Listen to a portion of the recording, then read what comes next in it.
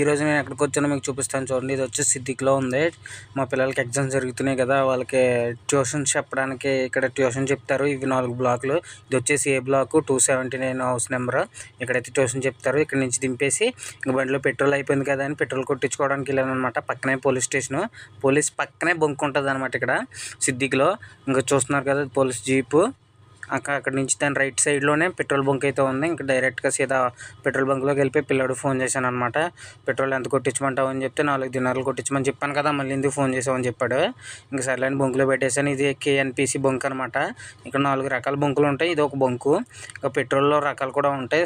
Super, ultra super, premium. మన కార్కి అయితే మనం ప్రీమియమే పట్టిస్తాం. 4 దినాలు పట్టించాను. కొట్టేశాడు మనోడు కూడా ఇండియా కూడా పెట్రోల్ కొట్టినాడు. ఇంకా పెట్రోల్ కొట్టించేసుకుని అక్కడి నుంచి బయలుదేరి నేనైతే జిమియాకి అయితే వచ్చేసాను.